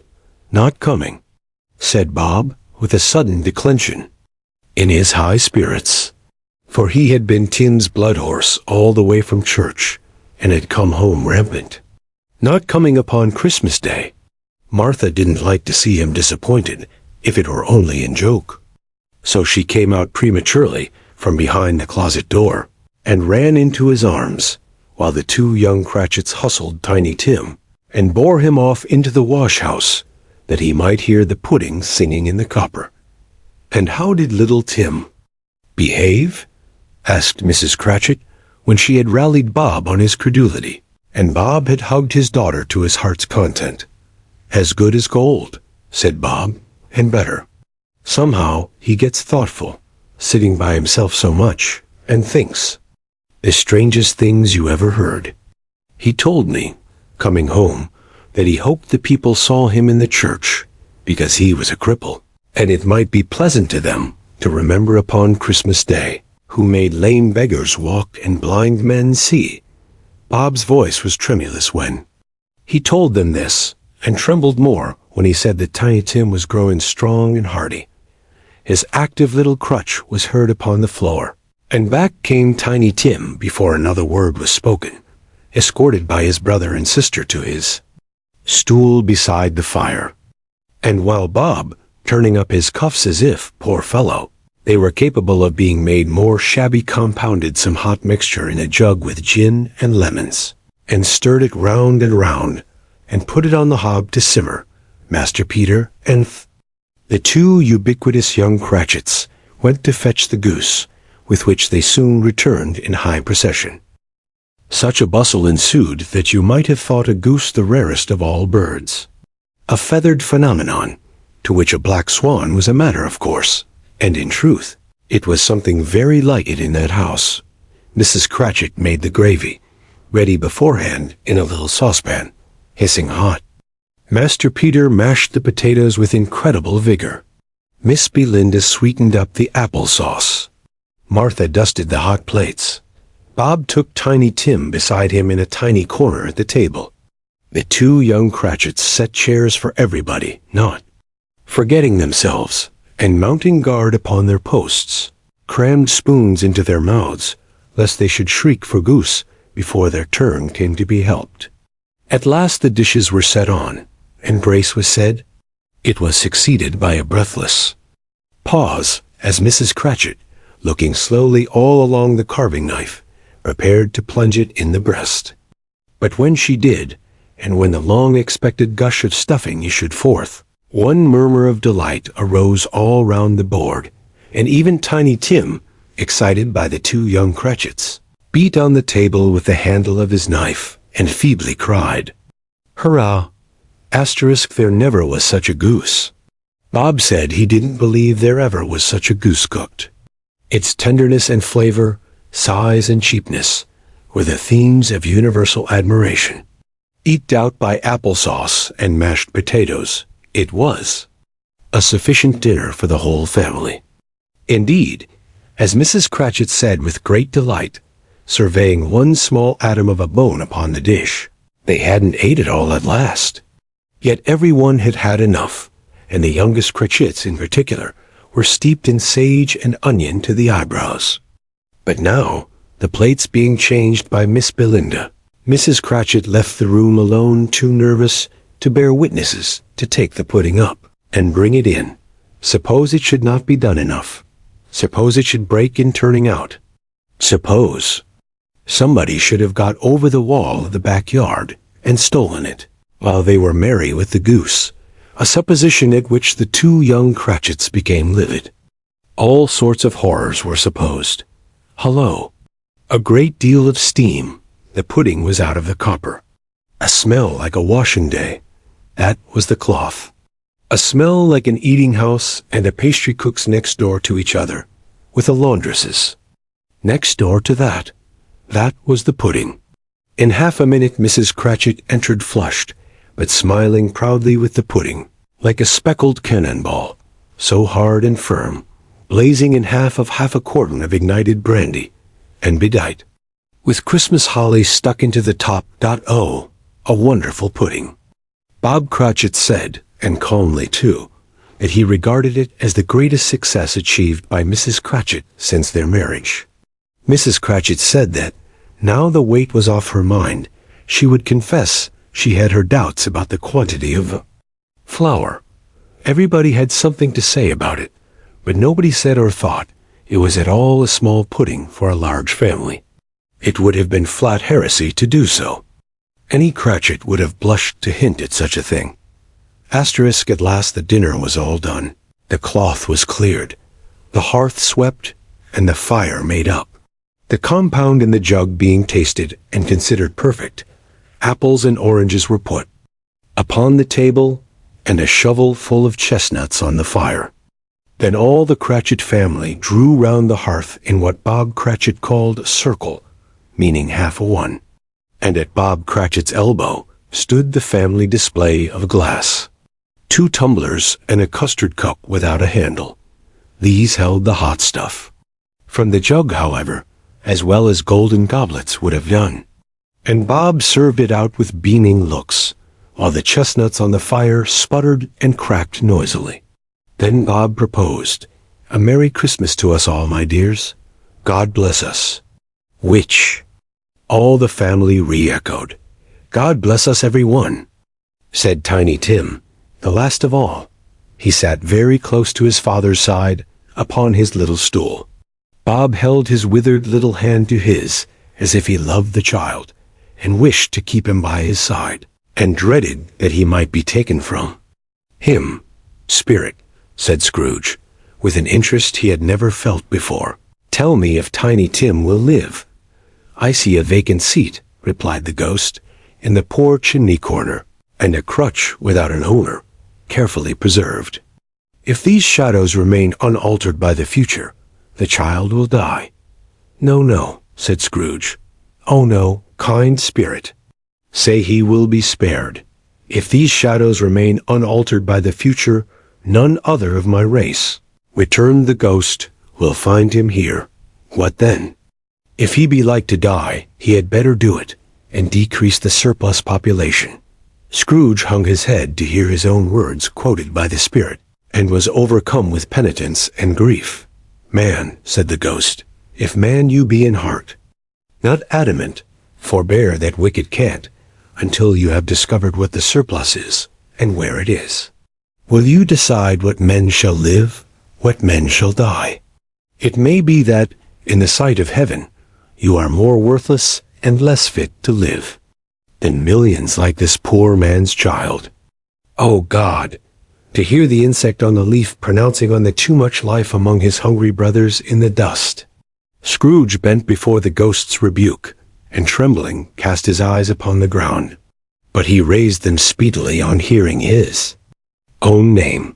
"Mr. Scrooge," said Bob. "I'll give you Mr. Scrooge, the founder of the feast." "The founder of the feast, indeed," cried Mrs. Cratchit, reddening. "I wish I had him here. I'd give him a piece of my mind to feast upon, and I hope he'd have a good appetite for it." "My dear," said Bob, "the children." "Christmas Day. It should be Christmas Day, I am sure," said she, "on which one drinks the health of such an odious, stingy, hard, unfeeling man is Mr. Scrooge. You know he is, Robert. Nobody knows it better than you do. Poor fellow. My dear, was Bob's mild answer. Christmas Day. I'll drink his health for your sake and the day's, said Mrs. Cratchit, not for his. Long life to him. A Merry Christmas and a Happy New Year. He'll be very merry and very happy, I have no doubt. The children drank the toast after her. It was the first of their proceedings, which had no heartiness in it. Tiny Tim drank it last of all, but he didn't care tuppence for it. Scrooge was the ogre of the family. The mention of his name cast a dark shadow on the party, which was not dispelled for full 5 minutes. After it had passed away, they were 10 times merrier than before, from the mere relief of Scrooge, the baleful, being done with. Bob Cratchit told them how he had a situation in his eye for Master Peter, which would bring in, if obtained, full 5 and 6pence weekly. The 2 young Cratchits laughed tremendously at the idea of Peter's being a man of business, and Peter himself looked thoughtfully at the fire from between his collars, as if he were deliberating what particular investments he should favor when he came into the receipt of that bewildering income.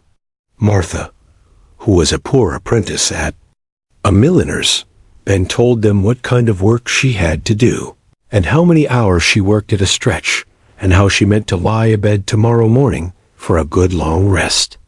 Tomorrow being a holiday, she passed at home.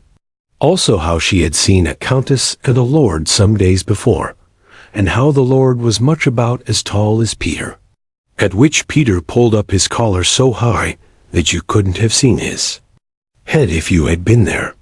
All this time the chestnuts and the jug went round and round, and by they had a song about a lost child traveling in the snow from Tiny Tim, who had a plaintive little voice and sang it very well indeed.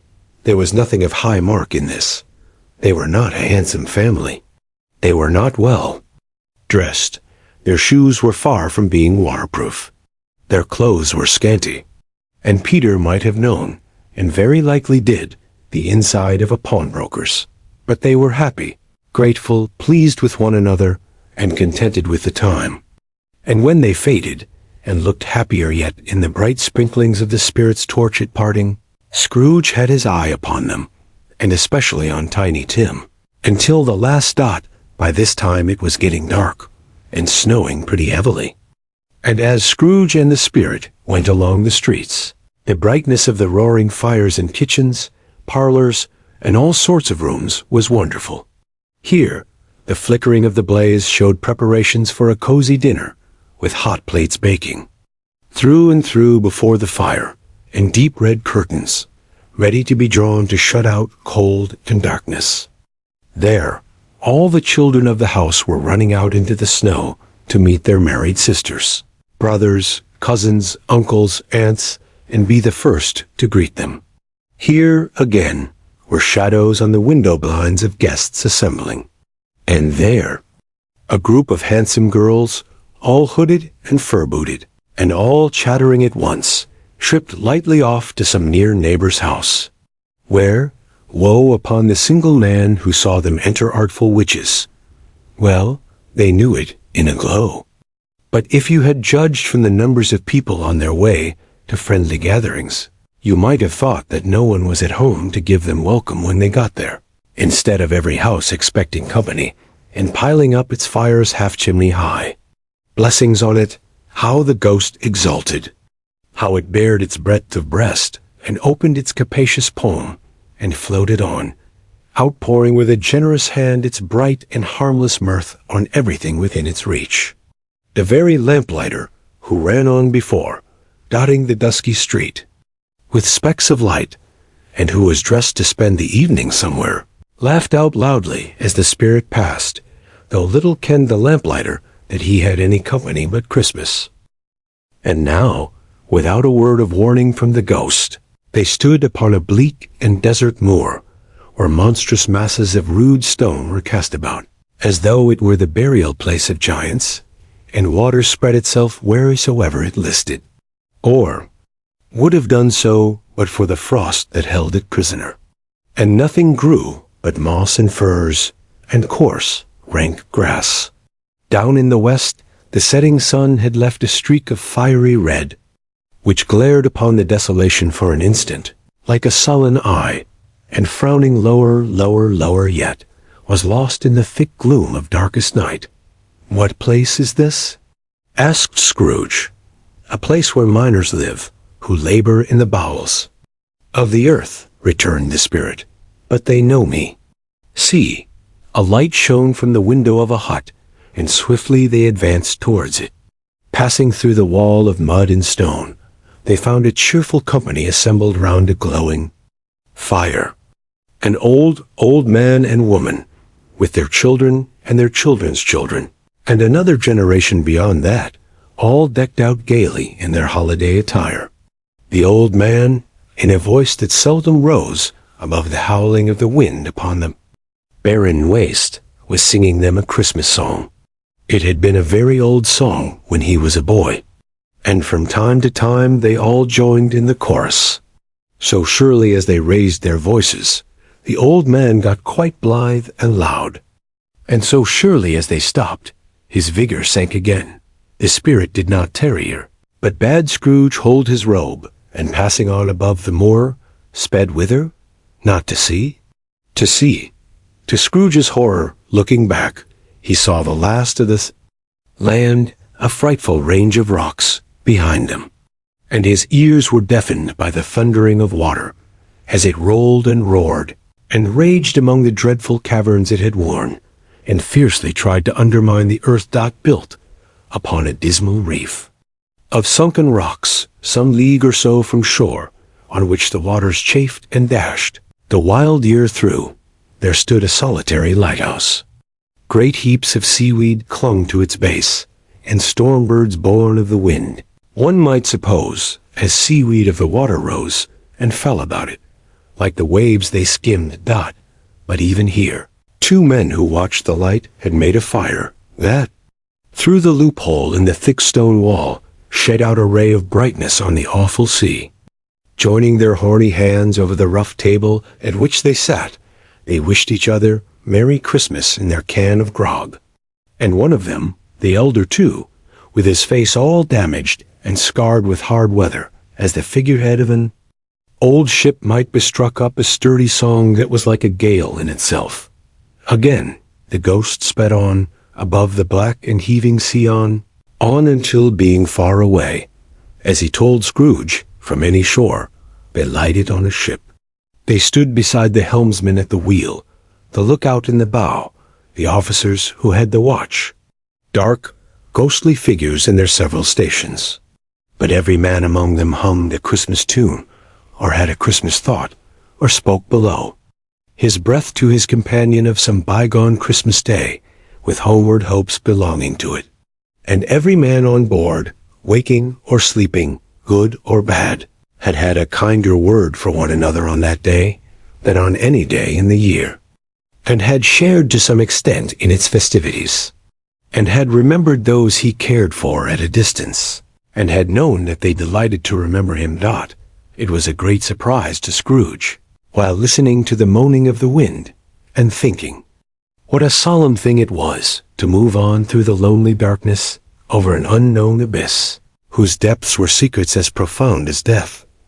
It was a great surprise to Scrooge, while thus engaged, to hear a hearty laugh. It was a much greater surprise to Scrooge to recognize it as his own nephew's, and to find himself in a bright, dry, gleaming room, with the spirit standing smiling by his side, and looking at that same nephew with approving affability. "Ha, ha, ha," Scrooge's nephew. "Ha, ha, ha." If you should happen, by any unlikely chance, to know a man more blessed in a laugh than Scrooge's nephew, all I can say is, I should like to know him too. Introduce him to me, and I'll cultivate his acquaintance. It is a fair, even-handed, noble adjustment of things, that while there is infection in disease and sorrow, there is nothing in the world so irresistibly contagious as laughter and good humor. When Scrooge's nephew laughed in this way, holding his sides, rolling his head, and twisting his face into the most extravagant contortions. Scrooge's niece, by marriage, laughed as heartily as he, and their assembled friends, being not a bit behindhand, roared out lustily. He said that Christmas was a humbug, as I live, cried Scrooge's nephew. He believed it too. More shame for him, Fred, said Scrooge's niece indignantly. Bless those women. They never do anything by halves. They are always in earnest. She was very pretty, exceedingly pretty, with a dimpled, surprised-looking, capital face, a ripe little mouth that seemed made to be kissed, as no doubt it was, all kinds of good little dots about her chin that melted into one another when she laughed, and the sunniest pair of eyes you ever saw in any little creature's head.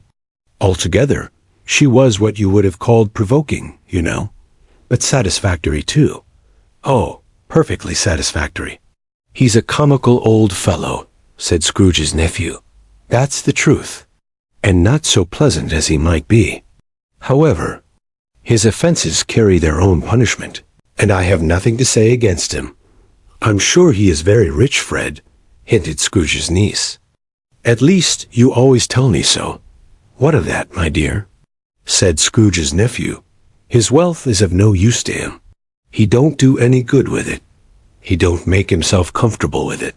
He hasn't the satisfaction of thinking, that he is ever going to benefit us with it.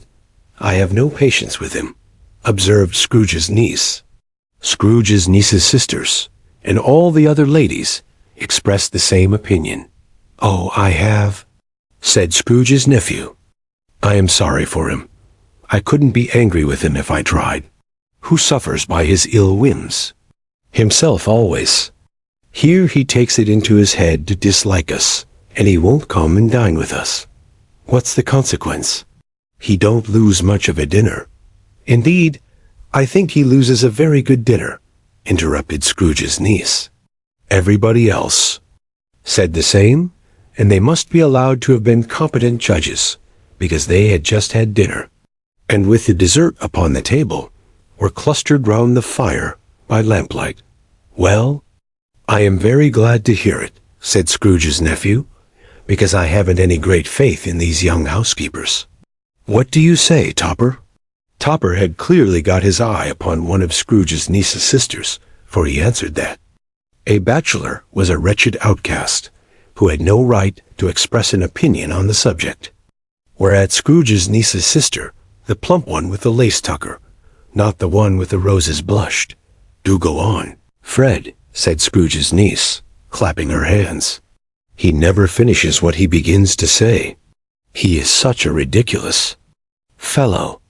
Scrooge's nephew reveled in another laugh, and as it was impossible to keep the infection off, though the plump sister tried hard to do it with aromatic vinegar, his example was unanimously followed. I was only going to say, said Scrooge's nephew, that the consequence of his taking a dislike to us, and not making merry with us, is, as I think, that he loses some pleasant moments, which could do him no harm.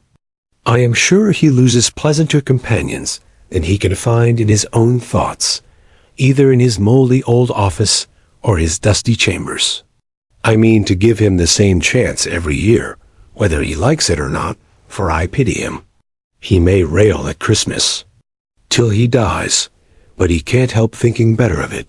I defy him, if he finds me going there in good temper, year after year, and saying, Uncle Scrooge, how are you?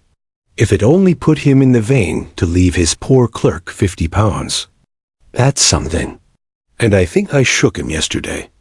It was their turn to laugh now, at the notion of his shaking Scrooge. But being thoroughly good-natured, and not much caring what they laughed at, so that they laughed at any rate, he encouraged them in their merriment, and passed the bottle, JOIOUSLY.FT. They had some music, for they were a musical family, and knew what they were about when they sung a glee or catch, I can assure you, especially Topper, who could growl away in the bass like a good one, and never swell the large veins in his forehead, or get red in the face over it. Scrooge's niece played well upon the harp, and played, among other tunes, a simple little air, a mere nothing. You might learn to whistle it in 2 minutes, which had been familiar to the child, who fetched Scrooge from the boarding school, as he had been reminded by the ghost of Christmas past. When this strain of music sounded, all the things that Ghost had shown him came upon his mind. He softened more and more, and thought that if he could have listened to it often, years ago, he might have cultivated the kindnesses of life for his own happiness with his own hands, without resorting to the sexton's spade that buried Jacob Marley. But they didn't. Devote the whole evening to music. After a while, they played at forfeits. For it is good to be children sometimes, and never better than at Christmas, when its mighty founder was a child himself. Stop! It was first a game at blind man's buff. Of course there was. And I no more believe Topper was really blind than I believe he had eyes in his boots. My opinion is that it was a done thing between him and Scrooge's nephew, and that the ghost of Christmas present knew it.